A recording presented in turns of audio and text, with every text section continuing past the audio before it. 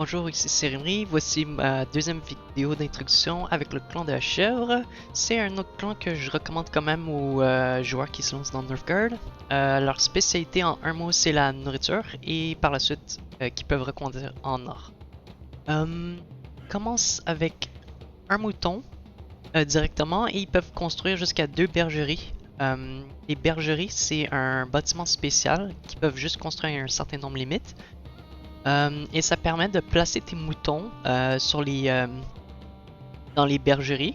Les moutons qui sont assignés à une bergerie vont produire passivement de la nourriture. Et c'est assez bon. En gros, ça permet de libérer la population pour genre soit comme produire plus de bonheur, avoir un petit peu plus de militaires, ce genre de trucs comme ça. Tu peux en avoir jusqu'à 4 avec certains trucs. Avec leur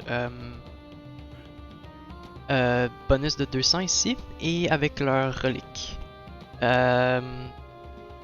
Chose importante à noter, les bergeries aussi bénéficient des silos. Alors ça peut être une stratégie d'essayer de construire une bergerie avec une autre tuile de production de nourriture. Le clan produit 20%, un bonus de production de 20% supplémentaire pendant un festin. En gros, les chèvres, quand ils font des festins, ils produisent 40% à place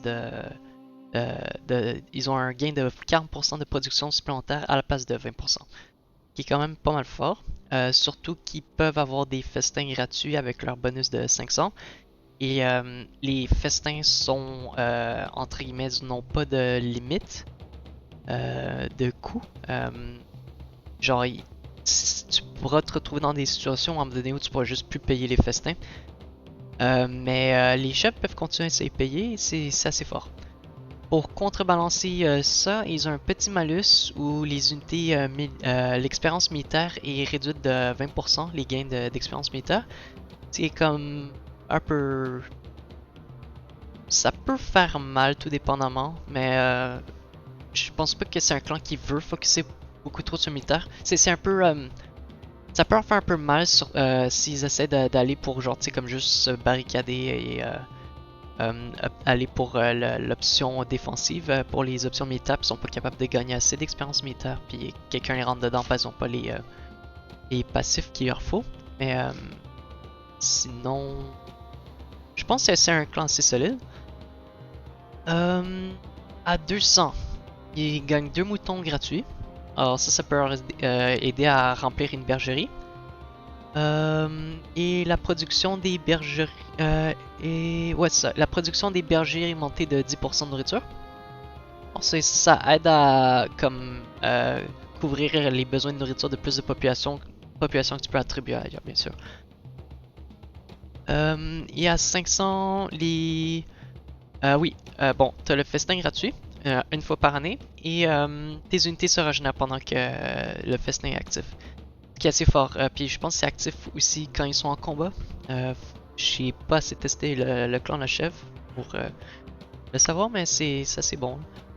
Leur relique de clan, ils bénéficient d'un autre bonus de production lors d'un festin. Or, il monte à 60% et ça réduit le coût de festin de 40%. Et aussi un petit bonus supplémentaire de pouvoir construire une autre bergerie. Il y a beaucoup de trucs en lien avec les moutons, produire de la nourriture et autres. Et quand on va sauter dans l'arbre de recherche, on va pouvoir voir que éventuellement ils peuvent reconvertir toute cette production de nourriture en production d'or, ce qui leur permet genre entre autres de faire une victoire économique. Je pense que leur victoire la plus facile c'est soit je pense c'est l'économie en fait. Ils peuvent peut-être faire une victoire renommée par colonisation de territoire, mais ils ont moins le militaire que d'autres. Ils ont un militaire moins puissant que d'autres factions pour pouvoir supporter l'expansion. Ok, petite pause et je reviens. Bonjour à nouveau. Ouais, alors on va regarder un coup d'œil aux recherches. Alors, à la place de expansion et d'éradication, ils ont des outils gratuits pour les fermiers, chasseurs et pêcheurs. Ce qui est les outils représentent un 15% plus de production pour les civils en question. Et bon, ça se fait moins vite et c'est moins cher. Ben, genre, ça se fait plus vite et c'est moins cher. C'est quelque chose que je trouve c'est assez bon, ça rend genre proficient dans pas mal toutes les formes de production de nourriture et ça fait une situation où tu peux t'as pas besoin d'allocaliser du fer pour ces outils comme d'autres factions devraient le faire et ça te rend en gros juste omnipotent dans les productions de nourriture. Celui-là est assez bon. Bon, ça réduit le coût de développement des zones de 50%, c'est bon.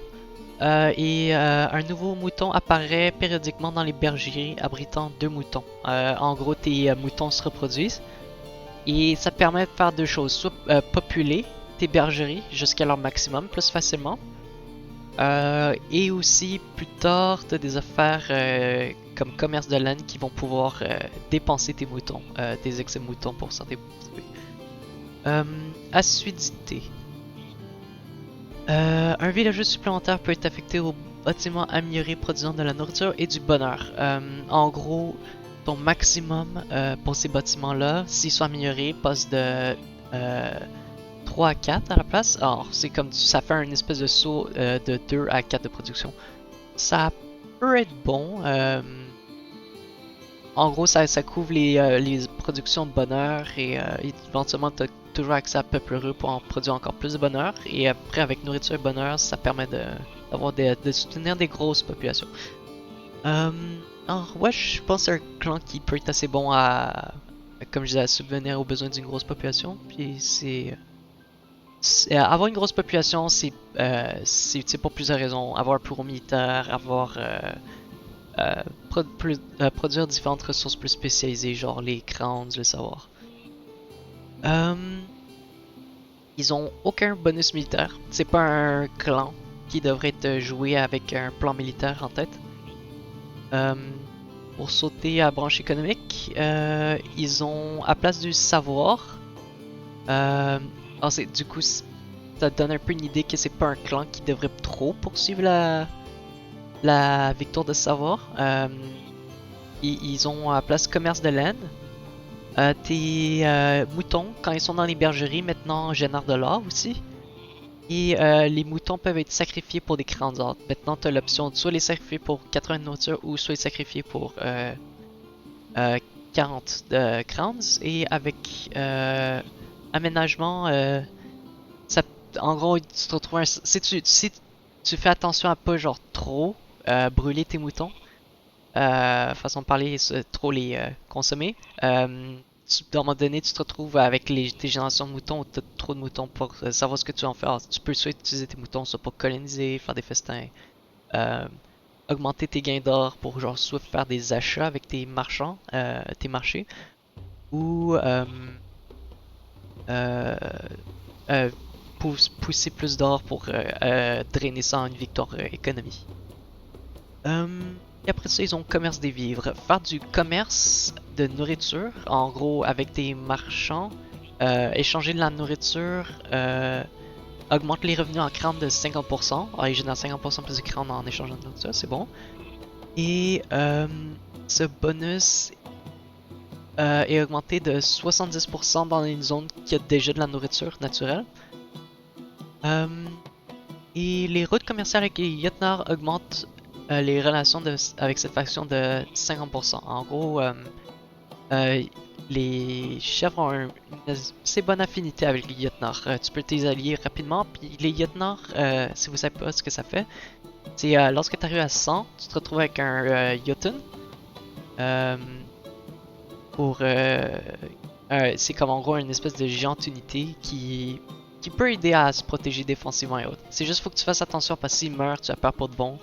Mais c'est plus résilient qu'un chef de guerre. C'est vraiment c'est assez puissant. Je pense qu'on a couvert toutes les bots pour l'instant avec ce clan. Vous me laisserez des commentaires si je manque de quoi avec certains de ces guides. Et aussi, n'oubliez pas de vous abonner et à la prochaine.